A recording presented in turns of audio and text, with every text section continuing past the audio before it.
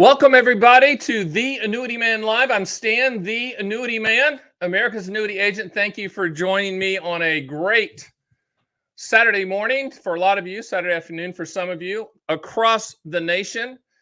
Do me a favor and start typing in your questions. We'll take them one at a time. We'll answer them factually and brutally factually. As you know, that's what I do.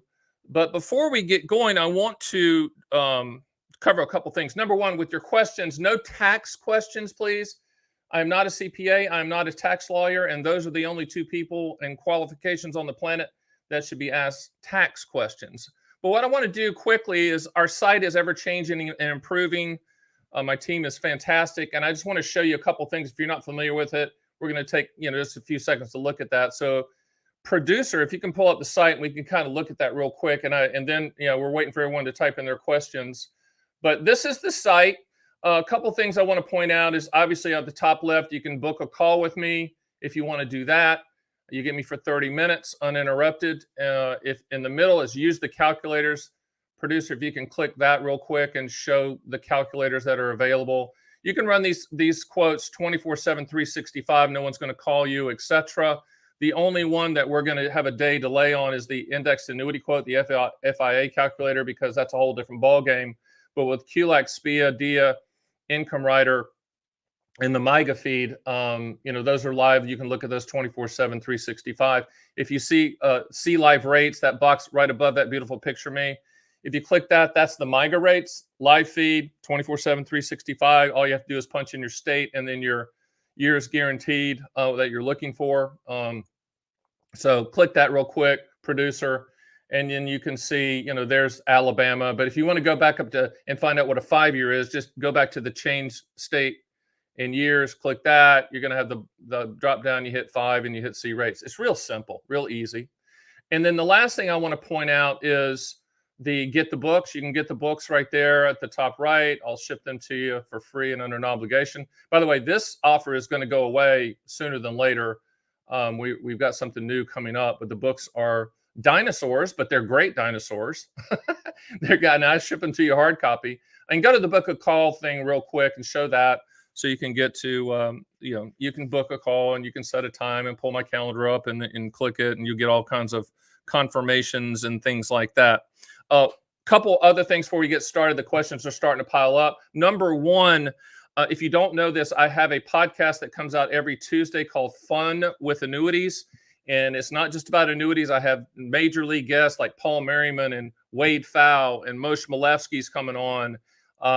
Christine Benz has been on. I mean, we have a ton of people. You can see the replays here. But every Tuesday, we put out a new one, and we're covering everything from Medicare to Social Security to retirement planning to lifestyle, everything. So that's another thing. And then one last announcement is if you go to my YouTube channel, producer, if you can do that, that'd be neat. Maybe I'm changing gears real quick, but Stan the Annuity Man YouTube channel. Obviously, we have 500 plus videos, and we're putting them out all the time. But we have a new version of a video that's called "Shooting It Straight with Stan." And what "Shooting It Straight with Stan" is me covering topics that are timely, and that's the page, etc.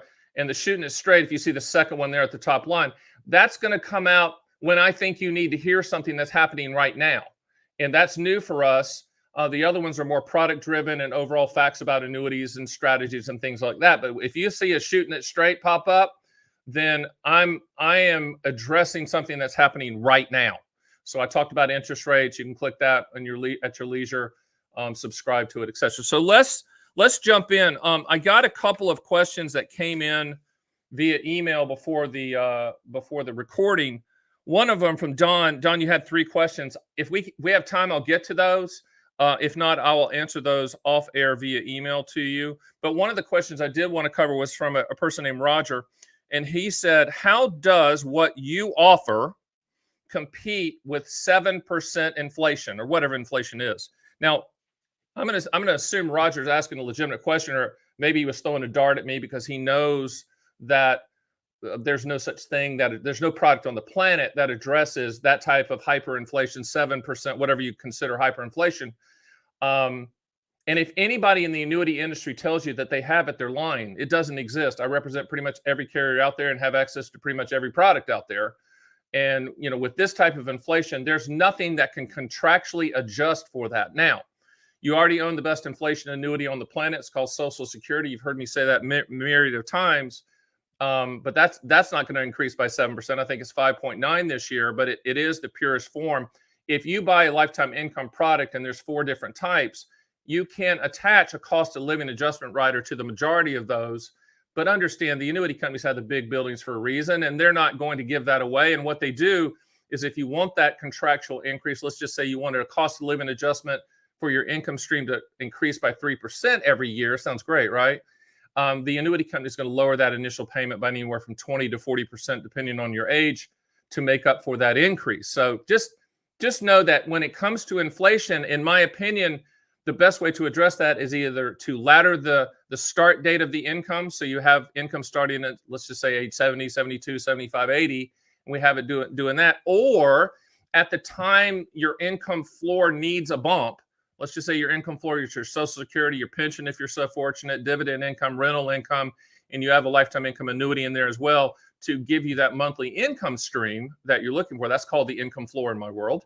And you say, well, you know what? I need an extra $500. Then what we do is we go reverse engineer that quote to solve for that $500 amount at that time using the least amount of money. And by the way, on my site, theannuityman.com, when I showed you the calculators, all of those calculators, you can run reverse engineer quotes, especially the SPIA, DIA, and income rider. You can say, here's $100,000. What will that pay me or me and the spouse for the rest of our lives? Or you can put in, hey, we need to solve for $2,150 a month. How much money will it take to do that? And we're going to quote all carriers. Either way, you can either do lump sum or reverse engineer quote, but that's the way to truly address inflation, Roger. I'm sorry that there's no product out there. And like I said, if anyone says they have it, especially in the indexed annuity world, if someone in the indexed annuity world said, yeah, this indexed annuity will adjust for inflation, get up and walk out.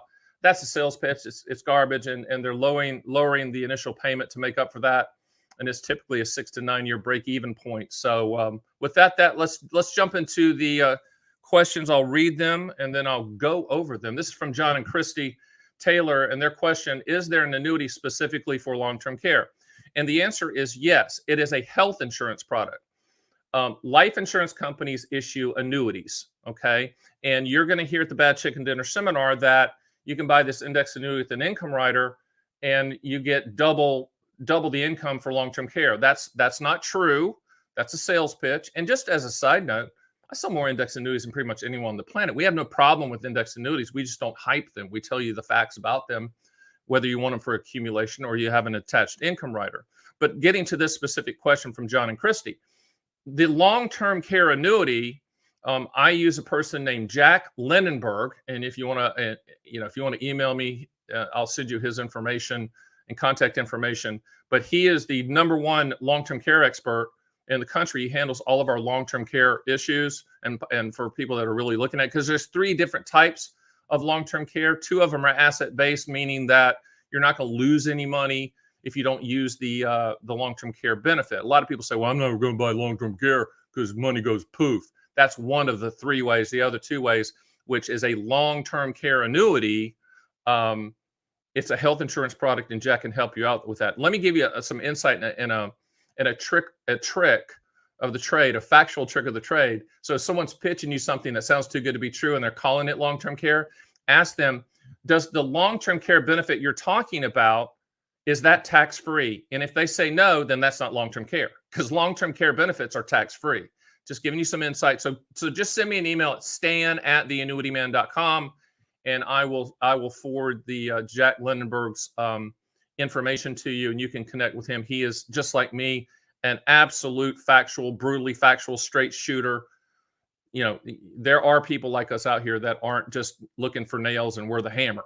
So he'll listen to you. He'll tell you if it doesn't fit. He'll tell you what the best product is. He'll quote all carriers, etc. So next question. It's from Harry. How does the income rider work? And is it advisable? Good question. With every single person that calls me or contacts me, you have to answer 2 questions. What do you want the money to contractually do? And when do you want those contractual guarantees to start? Now, if you say, Stan, I need income to start, 2 years, 3 years, 7 years, 5 years, 9 years, then we're going to quote two products: deferred income annuities, which also can include QLACs, qualified longevity annuity contracts, and income riders, because both of them guarantee future income to the penny. You know exactly what it is, regardless of when you want to start the income in the future. Income riders are attached to either variable annuities or index annuities. I don't sell variable annuities because I don't sell anything that has the potential to go down in value. And in addition, the income riders attached to variable annuities are not typically competitive with, and historically competitive with, the income riders attached to index annuities. But when you say, Stan, I need income in the future, and we're quoting income riders attached to index annuities, we are not looking at the index option strategies of that index annuity. We are focusing solely on the income rider guarantee, because at that point in time, when you say, Stan, I need income later, it becomes a commodity quote. We got to quote all income riders out there for the highest contractual guarantee for your specific situation. Let me give you a visual. With income riders, when you attach it at the time of application for future income to an index annuity, draw a line down a blank sheet of paper, middle, just right down the middle. Left-hand side is the index option side, which we really are not going to focus on. Right-hand side is the income rider benefit side.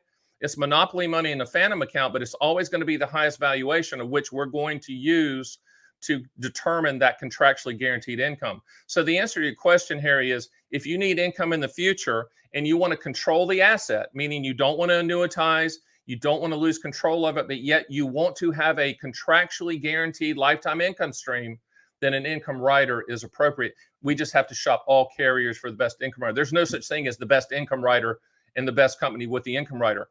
These are commodity products. It's like shopping for a plane ticket. And, on my site, you can do income rider quotes, either lump sum or reverse engineer. Next question. Sam the man. Okay, Sam. It would be Sam the ma'am, by the way, if you just want to be phonetically correct. Am I better off to take 10 $10,000 annuities spread out over several months, or $100,000 annuity? That's a good question. First of all, just for example's sake, our minimum is $20,000 here at theannuityman.com. But what I would do, Sam, is we would just get on the phone and I'd run those quotes and we do an apples to apples comparison to see which one would work. Now, in your situation, let's say what you're talking about is laddering the purchase of annuities or laddering the start date of an income annuity. I don't know if you're talking about a principal protected annuity like a multi-year guarantee annuity, fixed rate annuity, or a lifetime income annuity. I'm assuming you're talking about lifetime income. If you are talking about lifetime income, it does make sense to ladder start dates so that you can address inflation if it's coming, because you have income streams starting in different years. For instance, in this situation, you could have income starting in 71, 72, 73, etc. if you laddered the start date. In other words, you would buy all the annuities at the same time. We'd spread them out amongst different carriers and have income starting. So you can laddering is a topic that I'm going to just kind of briefly go over. You can ladder for principal protection. So in a MYGA fixed rate annuity, you could say, I want a 3-year, 4-year, and a 5-year MYGA, so that we can roll them or attach them to higher rates as the money matures. Or you can ladder income, having the income start date at different intervals, or you could ladder the purchase date of those income annuities and the start date as well. So, those are things that are customizable, and I love working one-on-one with you to put together a customized plan. Next question.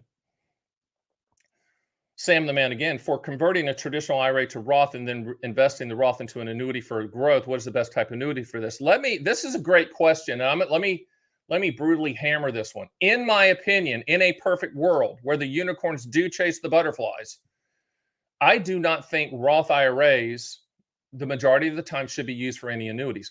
Roth IRAs, since you've already paid the taxes, should be for pure market growth. Once you say pure market growth, then you've fully eliminated all annuity types. I am the only person that's going to tell you that truth.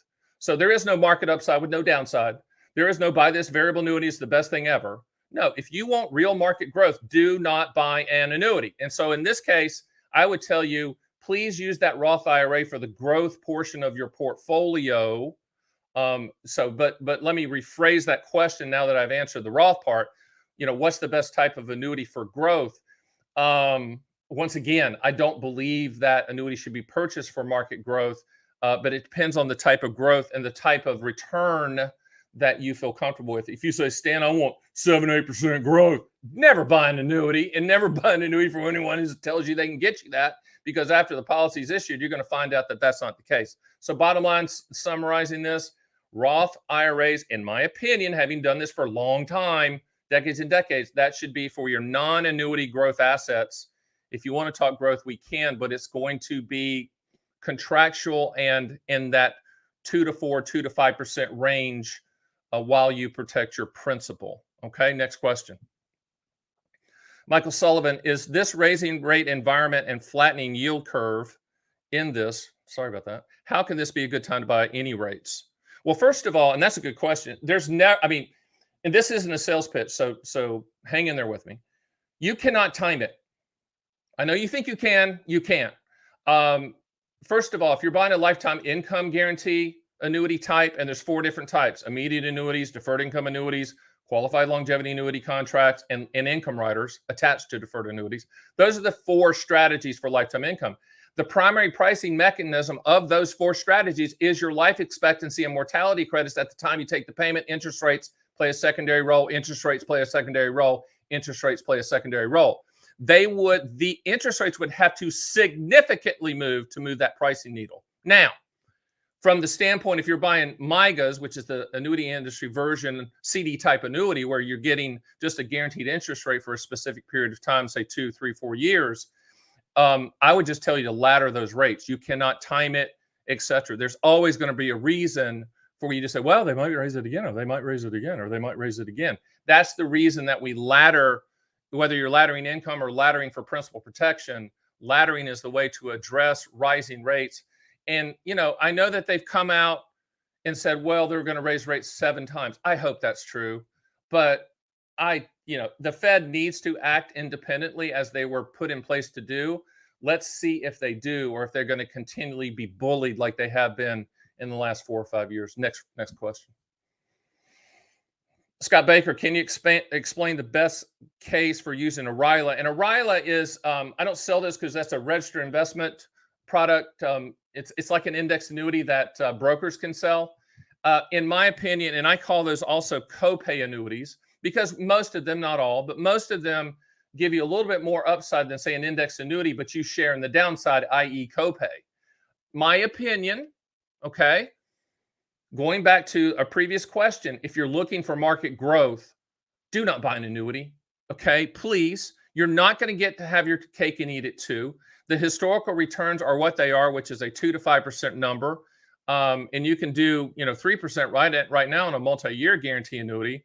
But if you have an advisor that's pushing RYLAs, you need to ask them, are you managing my money, or are you selling me packaged products? If you're getting your money managed by a fee only or fee-based person, hold their feet to the fire and have them manage your money with items that don't have restrictions on the upside. That's my opinion, but that's my opinion on RYLAs. Nothing wrong with them. I just don't know if you need to be that fancy. Go ahead. Next question. Leisha, could you provide an overview of FIAs, index annuities versus DIAs and SPIAs, and the differences for someone that may be retiring in a few years and does not need income now? If you do not need income now, then you don't need an immediate annuity, okay? If you do not need income now and you need income in the future and you want to know to the penny what it's going to be, then we're going to quote DIAs, deferred income annuities, which, by the way, is the same structure as an immediate annuity from the standpoint of simplicity, no cost, no annual fees. It's just a straight transfer of risk. And we can quote DIAs and income riders. But you could also buy MYGAs or index annuities without riders and then buy an immediate annuity at the time you need income or at the time that policy matures.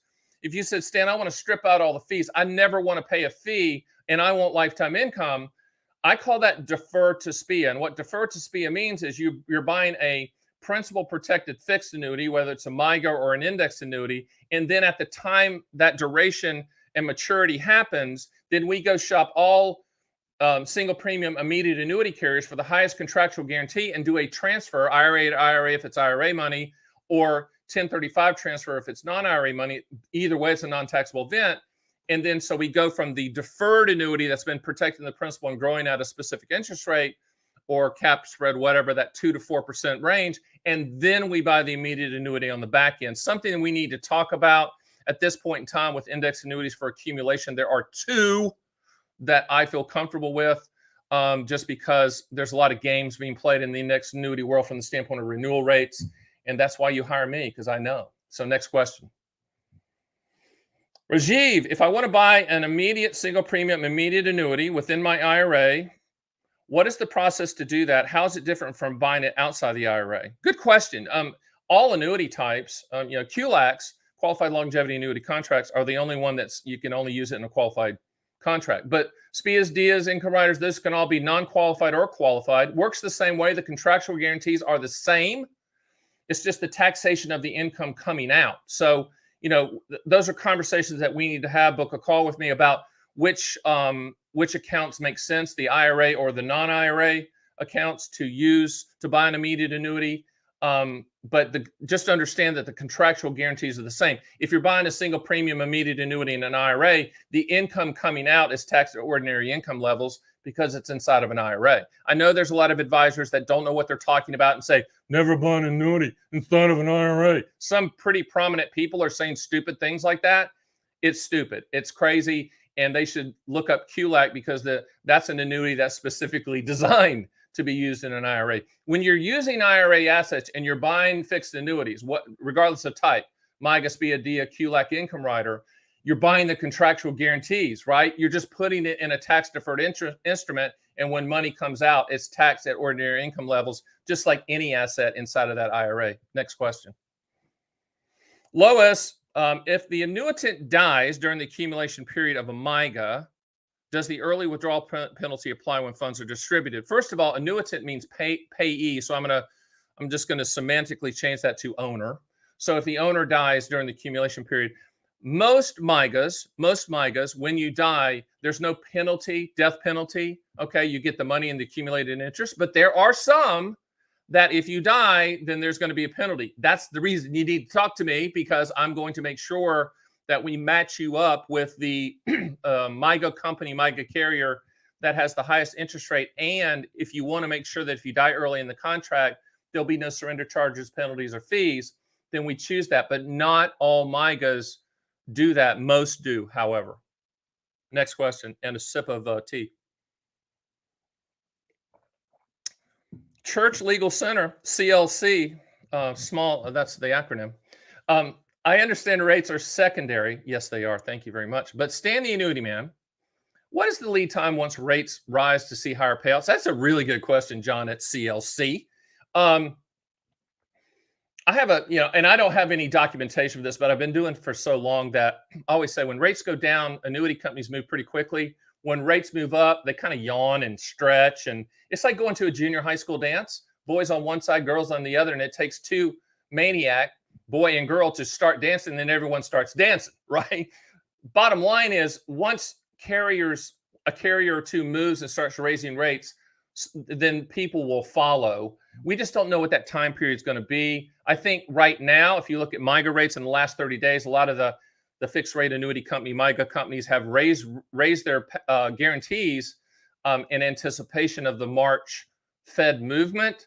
But this will be an interesting year if the Fed does hold strong and they do remain independent and they do raise rates ongoing, on how quickly the annuity companies move and react to that. Remember, and this is so important, annuities are commodity products. I keep saying that, but there's a reason. It's because it's true. And that's the reason we represent pretty much every carrier and allow you to shop for these things and quote these things. And remember, every 7 days, like a gallon of milk going bad, these quotes change typically. Sometimes they do, sometimes they don't. But if you put that in the back of your head, then you keep checking. But John, there really is no good answer on what they do, because it's a commodity product, kind of like buying a plane ticket. The carriers are going to watch the other ones to see what they do. And if they want to raise money and stay in the game, they're going to raise rates with the first one that goes out and raises rates initially. And as they say, pioneers take all the arrows, right? But that's the answer. Next question. Dan Man 61, what is the best way to set up a future guaranteed income stream with provisions for defined, say, 5 years, with the income increasing for long-term care? Okay, that's pretty multifaceted question. But if you wanted to do that, in other words, the way they understand this question, I apologize if I get it wrong, is I want to buy a future income stream. And when it starts, I want it to pay for 5 years, pay for a specific period of time, 5 years, 7 years, 10 years. In other words, defer for five. Let's give an example. Stan, I want to put $100,000 in. I want to defer it for 5 years. I want income start for 5 years, and I want it to pay for 5 years. And then it's over. I'm filling a gap, Stan. I'm doing a gap fill. The only product that will do that is a deferred income annuity, DIA. And that's a customized quote. That's not a quote that we allow you to run on our site just because, it's a 1% or half of 1%. People ask me that. Just shoot me an email, stan@theannuityman.com. Give me some parameters, and I'll run that quote for you and send it to you personally. Next question. Sam again, Sam the man. What are your thoughts on taking money out of an annuity after year one and investing in a different company or index? I'm not for that at all. And whoever, if someone has suggested that, they're either a dumb agent, a stupid agent, or a sociopath agent, or a combination of the three. When you 10%, people say, well, this guy offered me this annuity, has got 10% free withdrawal. That's not a benefit. That's getting your money back. And pretty much every single indexed annuity out there has a provision for that. Some MIGAs do, not all MIGAs do, but you shouldn't put that's liquidity, and that's good that you have it, but don't say, well, that's great. No, that's just part of the rules. But I don't think you should be taking money out and then buying another new. We would never do that. We would never, ever be a part of that type of transaction. And anyone that is that's coming up with that, I'm hoping that just was something you had in your head and not a sales pitch you got. Because if it's a sales pitch, that person could lose their license under the laws of twisting and churning accounts. That's in essence churning an account. So once again, remember, and I say this a lot, maybe not on this live event, but I'm getting ready to say it. Annuities are math. Okay, they're math products. They're contracts. If the math works, fine. If we can be fancy, and I've come up with something that the math works and it's in your favor, fine. But in most cases, in situations like this, the math doesn't work in your favor, and the only winner is the sales agent, the agent that's soliciting something like this. Next question. John, my wife, John and Christy, my wife has an annuity that has not been turned on yet. I'm assuming that's an income rider attached to something. Can that be shopped around to see if we can get a better rate? If it's an income rider, the answer is no. Once again, drawing a line down a blank sheet of paper, index option side on the left-hand side, income rider side on the right-hand side, and spoiler alert, the right-hand side is always 100% of the time going to be higher. Why? Because you can't transfer that, cash that in, or peel off that interest rate of that income rider that's growing by 6 or 7 or 8%. That's not real yield. That's just the income account growing for a future income stream when you turn it on. You can't shop it. And I say this fairly carte blanche about every income rider attached to an annuity. If you have an income rider attached to an annuity, you're probably going to have to stay there and turn on the income stream to access that benefit. Because if you said, Stan, I don't care what you say, I want you to transfer this annuity and find us a better income rider. Legally, during the application process, we have to do a side-by-side comparison mathematically to show that the annuity that you're coming from and the annuity that you're going to is mathematically better from a contractual guarantee standpoint. And because the income rider doesn't transfer, that's impossible unless the application is doctored. And in that case, the agent should lose their license. Okay, next question. Lois, your agent is in the process of doing a 1035 exchange for us. That would be me, Lois. The only problem is that one of the annuities is dragging its heels. Hey, you know what? That's a good question. And my team is good, as you know, but we are at kind of the mercy of where the money's coming from. And a lot of these companies do drag their feet, and we're on them every day. And we'll get you on the phone with us to push them. But they drag their feet. They call it conservation in the business. Think about it like this. If they have 1,000 policies that represent $100 million, let's just throw a number out, whatever, and they can hold on to it for 1 to 2 more days, they're going to make a little bit more money. Is that right? No, it's not right. I hate that. But it's reality. And that's the reason I have a team that just does application and just does follow-ups with these carriers. But we're pushing as hard as we can. Last resort is kind of getting you involved so that you can sternly advise them, encourage them to move the money. We typically don't have a problem after that. Next question. David C, nice motorcycle in the picture. Stan, I have annuities and getting remarried. My son is the beneficiary. Does he get the money? The person that gets the money of your annuities is who you list as the beneficiary. If you die or your motorcycle hits the tree, hate to be morbid, but the person or persons or trust or whoever you list as beneficiary is going to get whatever unused portion of that money. If you set it up like that, if you set it up cash refund or installment refund, or if you have an income rider attached to a variable and indexed annuity, they're going to get whatever money's left over. Next question. Heartman, Stan, hi there. Is there a Stan the Annuity Man for variable annuities? No, there's not. I used to be Stan the Annuity Man for variable annuities when I used to work at Morgan Stanley and UBS and Payne Weber and Dean Witter. So I was that person. But no, there is not that person. And I don't know why. I think it's just a very convoluted market. Just remember, most variable annuities have an average 3% annual fee for the life of the policy. That doesn't make them bad, but it is what it is. There are some good no-load variable annuities out there, but those typically come with a provision that they have to be managed. So if you want me to maybe introduce you to a fee-only person that I would recommend that could oversee it, I've done that on a couple occasions. I have that person, but they don't call themselves the variable annuity man. So next question. Hey, Vern, I like the idea of a QLAC, presently 75, and the idea of reducing RMD, blah, blah, blah. Advisor said, do you really want to have iron income at 85 and not might be spending as much?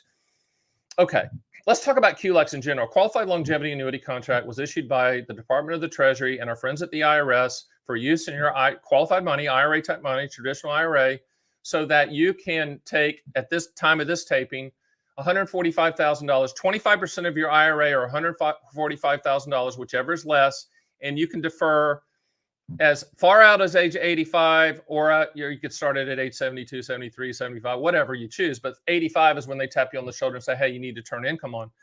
You buy QLACs for two reasons. Number one, in a lot of cases, people are buying QLACs so that they can attach their spouse to the QLAC for joint lifetime income. And the other reason is to address inflation with income starting at a future date. I guess a positive that people kind of hang their hat on is and this is a fact, is the 145 in a QLAC, assuming you qualify for that, the maximum amount, is not used to calculate your required minimum distribution. So there is a potential for you to save taxes on those RMDs, but the first two reasons are more of a reason for you to buy it than just to save taxes. In other words, I would not recommend you buying a QLAC just because you're going to save taxes on the RMDs.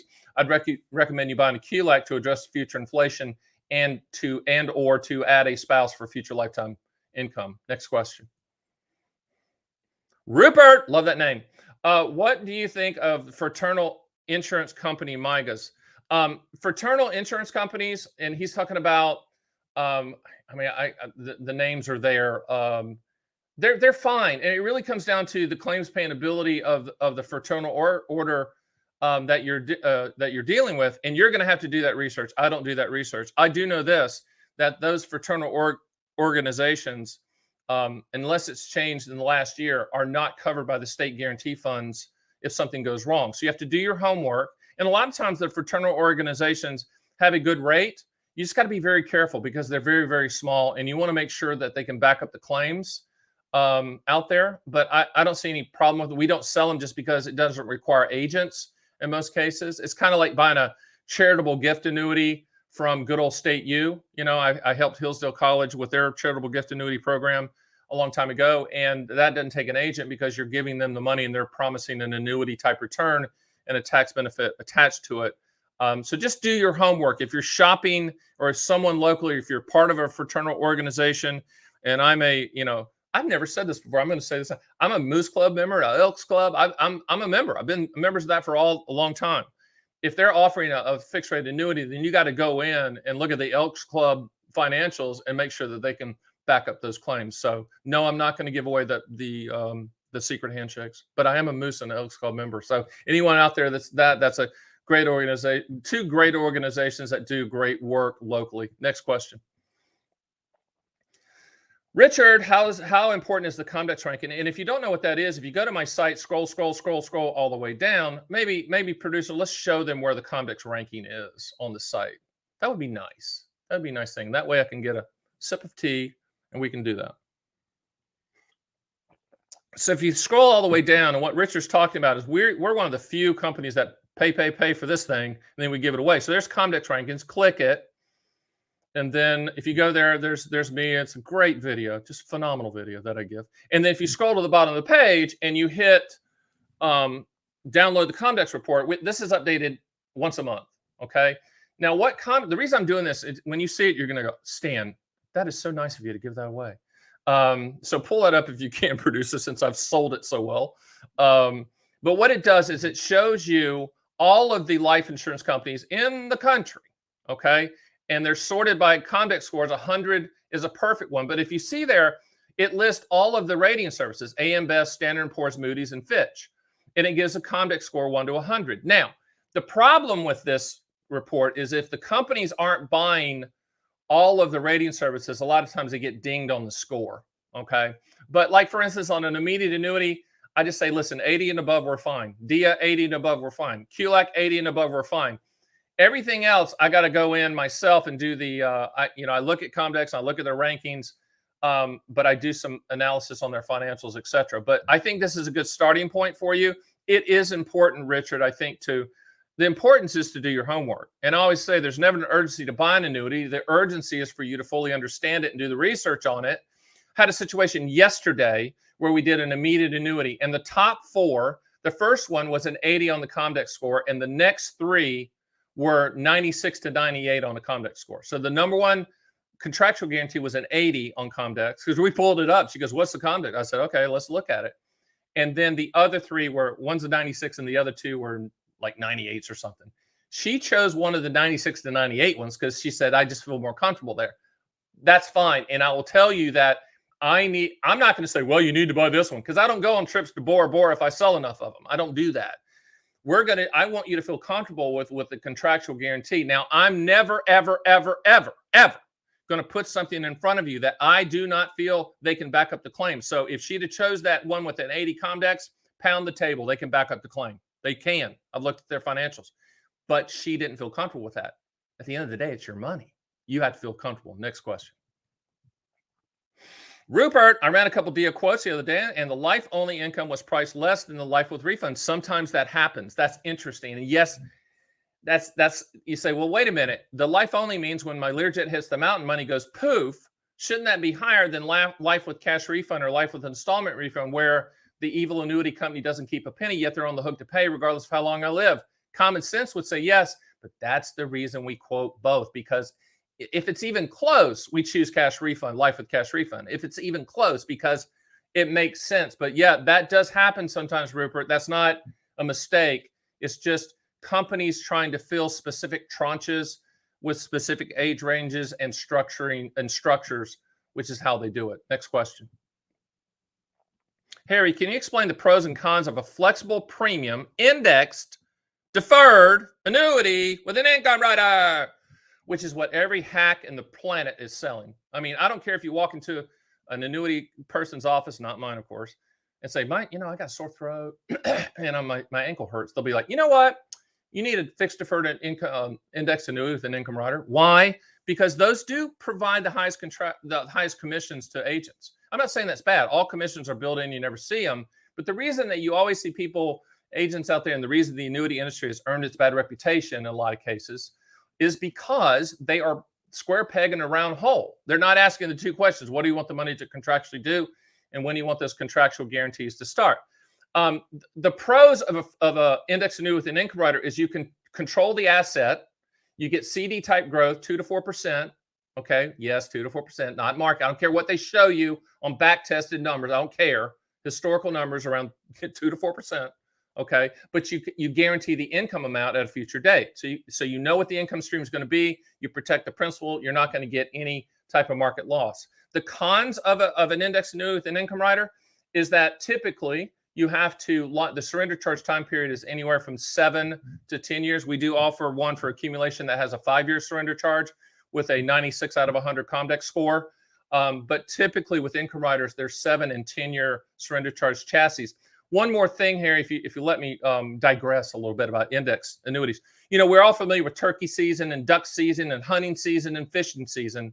January, February, March in the annuity world is officially annuity bonus season. You're going to hear crap out there like you can get a 25% bonus. You can get a 35% upfront bonus. Now, I need to stop everybody here. There's not a philanthropist at an annuity company that's decided to give away money. Period. End of story. There's 100 pennies in the dollar. So some jackleg annuity agent saying, I can get you 25% bonus or 35% bonus. There's not that's not free money. Don't elbow your spouse and go, boy, that's a good deal. And if someone says, let's transfer your annuity with surrender charges to this other one with the bonus, and the bonus will offset those surrender charges, that agent should lose their license immediately. That's called twisting. That's called churning. And in the industry, it is totally frowned upon, and it should never, ever, ever happen. The reason I'm getting on a soapbox here a little bit, I'm 6'6", so I don't need to step up too high, is because bonuses are just part of the overall contractual guarantee. And Harry, let me give you an example. Your question, if you said, Stan, let's go shop the best income riders on the planet, attached to income annuities, because we need income, me and the spouse need income in 7 years from now. Okay, great. We're going to shop all income riders with and without the bonus. We don't care. We're going to shop them all. Guess what? Spoiler alert, majority of the time, the ones without the bonus have the higher contractual guarantee. I call upfront bonuses candy for the stupid. Take that the right way. Don't be the rube at the table. Buying an annuity for an upfront bonus, an index annuity for an upfront bonus, is like going to the car dealership and saying, no, don't tell me about the engine. No, and don't tell me about the transmission. And no, don't tell me about the tires and the steering and all that stuff. I want to know about the stereo. I'm going to buy this car just for the stereo system. That's how stupid it is when index annuity gunslingers are out there leading with upfront bonuses. We never even talk about it. I got a call the other day. This is great. We ran an income rider quote, and in this specific case, the one with the bonus did finish first. And sometimes that happens, sometimes it doesn't. So he bought the annuity, we sent him the policy. He calls me and goes, wait, whoa, why is it starting at such a higher amount on the income side? I said, well, there's a bonus attached. It's just part of the overall contractual guarantee.